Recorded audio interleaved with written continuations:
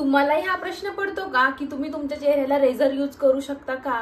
तर हा व्हिडिओ तुमच्यासाठी आहे। हा व्हिडिओ शेवटपर्यंत बघा म्हणजे तुम्हाला तुमच्या प्रश्नाची उत्तरे नक्कीच मिळून जाईल। सुरू करूया आपण व्हिडिओला। पहिले आपण जेव्हा केव्हा चेहऱ्यावरचे केस काढायला रेझर यूज करतो त्याआधी आपण स्क्रब करायला पाहिजे। स्क्रब केल्याने काय होतं, जे काही आपल्या त्वचेवरची डेड स्किन असते ते निघून जायला मदत होते, जेणेकरून जे रेझर आपण यूज करणार आहे ते खूप स्मूथली आपल्या चेहऱ्यावरती चालते आणि कोणत्याही प्रकारचा कट लागायचा चान्स आपल्याला नाही। पहिले स्क्रब करायचं। आता मी इथे स्क्रब करण्यासाठी तांदळाचं पीठ आणि याच्यामध्ये मी हळद घेतली। आता मी इथं आंबे हळद घेतली। तुम्ही तुमच्याकडे जी हळद असेल अवेलेबल असेल ती तुम्ही यूज करू शकता आणि याला मिक्स केलंय गुलाब जलने आणि तोंडाला छान प्रकारे स्क्रब करून घेतले। आता तुम्ही याऐवजी टोमॅटोचा स्क्रब सुद्धा करू शकता। टोमॅटो वरती थोडंसं साखर टाकून तो सुद्धा स्क्रब तुम्ही यूज करू शकता।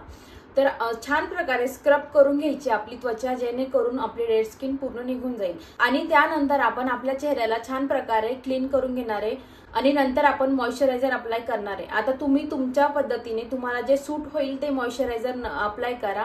मी इथं माझं सेटाफिलचं मॉइश्चरायझर अप्लाय केले। जर तुम्हाला मॉइश्चरायझर अप्लाय नाही करायचं तर तुम्ही त्याऐवजी ॲलोवेरा जेल सुद्धा घेऊ शकता। आता ॲलोवेरा जेल फ्रेश सुद्धा घेऊ शकता किंवा मग मार्केटमध्ये अवेलेबल असणारे बरेच आता आहेत ते सुद्धा तुम्ही यूज करू शकता।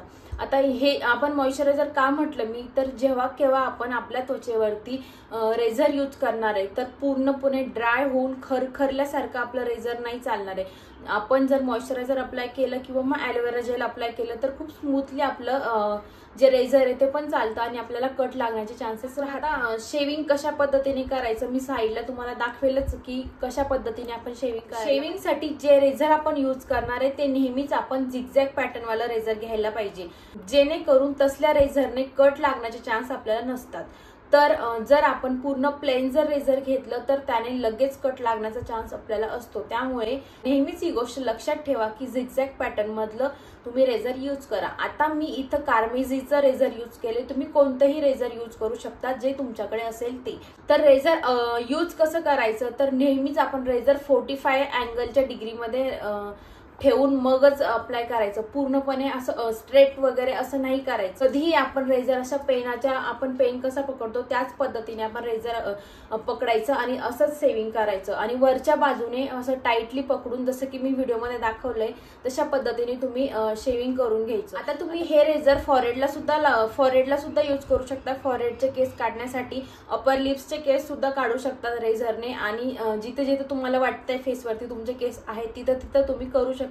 या रेझरनं तुम्ही आयब्रो सुद्धा करू शकता। जर तुम्हाला छान प्रॅक्टिस झाली तर तुम्ही खूप सुंदर पद्धतीने आयब्रो सुद्धा करू शकता। या रेझर यूज करून झाल्यानंतर काय करायचं, तर छान प्रकारे पाण्याने आपला चेहरा धुवायचा आणि यानंतर तुम्ही आता मी इथं माझं टोमॅटोचं मी रात्री पल्प करून आणि मग नंतर फ्रीजला ठेवते आणि तसला बर्फ मी लावणार आहे। तुम्ही सिंपल साधा बर्फ सुद्धा लावला तरी पण चालतो।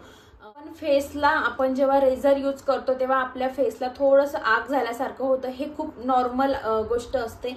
तर ती जास्त होऊ नये म्हणून आपण थोडंसं त्याला बर्फ लावायचा आणि छान प्रकारे चोळायचा। आता मी इथं लावलं म्हणजे तुम्हाला दाखवेलच साईडला की कशा पद्धतीने अप्लाय करायचं ते। त्यानंतर छान प्रकारे आपला फेस परत वॉश करायचा आणि मग त्यानंतर आता मी इथं ॲलोवेरा जेल जे की माझं फ्रेश आहे ते यूज केले। तुम्ही कोणतंही ॲलोवेरा जेल यूज करू शकता। तर छान प्रकारे ॲलोवेरा जेल आपण लावून अर्धा एक तास सोडून द्यायचं आणि त्यानंतर त्या दिवशी फेस वॉश करायचा नाही। कोणत्याही प्रकारचं केमिकल आपण आपल्या चेहऱ्याला लावायचं नाही किंवा नंतर लगेच स्क्रब करायचं नाही। या सगळ्या गोष्टी आपण फॉलो करून जर तुम्ही फेसला रेझर यूज केलं किंवा शेविंग केलं तर तुम्हालाही कोणत्याही प्रकारचे प्रॉब्लेम जाणवणार नाही। आता मी 3 वर्षापासून फेसला माझे जर करते तर मला कोणत्याही प्रकारचे प्रॉब्लेम आतापर्यंत तरी जाणवले नाही किंवा मग बऱ्याच जणांचे असे मिथ असतात की रेझर यूज केलं तर त्यांच्या फेसला खूप जास्त केस येतात किंवा ग्रोथ वाढते। तर नाही, असं नाही होत, कारण की आपण जेव्हा केव्हा रेझर यूज करतो तेव्हा फक्त आपल्या वरच्या लेयर म्हणजे आपली जी त्वचा असते त्याच्या वरचा कट होतो। आता जेव्हा केव्हा आपण आपल्या समजा फेसला किंवा मग असं ज्या सरफेसला आपण व्हॅक्स करतो, व्हॅक्स केल्याने पूर्णपणे मुळासकट केस उपटले जातात। तर त्या प्रोसेसमध्ये आपण म्हणू शकतो की आपली ग्रोथ वाढते, पण या प्रोसेसमध्ये बिलकुल आपण म्हणू शकत नाही की आपली ग्रोथ वाढते, कारण की आपण जेव्हा केव्हा रेझर यूज करतो तेव्हा फक्त आपल्या वरच्या सरफेसचा जो केस असतो, जे केस असतात ते निघतात, मुळाशी बिलकुल बिलकुल जात नाही. म्हणजे रेझरचा आणि मुळाशी केसांचा काही संबंध नसतो, ग्रोथ वाढत नाही. फक्त एवढाच प्रॉब्लेम जाणवतो की जेव्हा आपण शेविंग करतो म्हणजे आधी आपले केस खूप सॉफ्ट असतात, म्हणजे अगदी बेबी हेअर सारखे सॉफ्ट असतात, तर ते जेव्हा आपण अर्ध कट करून करून करून म्हणजे आता कॉमनली आता तुम्ही बघू शकता की जे कोणी लोक म्हणजे माणसांमध्ये बघा ते रेझर यूज करतात किंवा ते शेविंग करतात तर त्यांचे केस कसे झालेले असतात, तर त्या टाईपमध्ये केस होतो फक्त, किंवा केस वाढतात किंवा केसांची संख्या वाढत नाही, ती केसांची संख्या तेवढीच राहते. फक्त एवढं होतं की आपण कसं आता समजा अर्धा आपला समजा हे बघा अर्धा आपण केस कट केला तर केस कसा येतो म्हणजे असं टोचल्यासारखं, तर त्या टाईपमध्ये होऊ शकतं. पण केसांची संख्या वाढणं किंवा केसांची ग्रोथ वाढणं हे नाही होत. तर हे एक फक्त मीथ आहे, केसांची ग्रोथ वाढ एवढं होऊ शकतं की तुम्ही फेस वॅक्स केलं तर तुम्हाला महिन्यातून किंवा 2 महिन्यातून करायला लागेल, आणि जर तुम्ही रेझर यूज केलं तर तुम्हाला ते 15 दिवसाला करायला लागेल. एवढंच होईल फक्त, कारण की वरचा केस आपण फक्त कट केलेला म्हणजे लगेच वाढू शकतो रेझरने. तर नक्कीच तुम्ही फेशियल हेअर रिमूव्ह करू शकतात रेझरने, काहीच हरकत नाही किंवा काहीच प्रॉब्लेम तुम्हालाही जाणवणार नाही. मी पण 3 वर्षापासून यूज करते, मला तरी कोणत्या प्रकारे कोणताही प्रॉब्लेम जाणवला नाही. महिन्यातून मी 2 वेळेस फेशियल हेअर रिमूव्ह करते. जशी प्रोसेस मी तुम्हाला दाखवली त्याच पद्धतीने मी आतापर्यंत स्टार्टिंग पासून आतापर्यंत फेशियल हेअर रिमूव्ह करत आलेली आहे. मलाही कोणत्या प्रकारचा प्रॉब्लेम जाणवला नाही.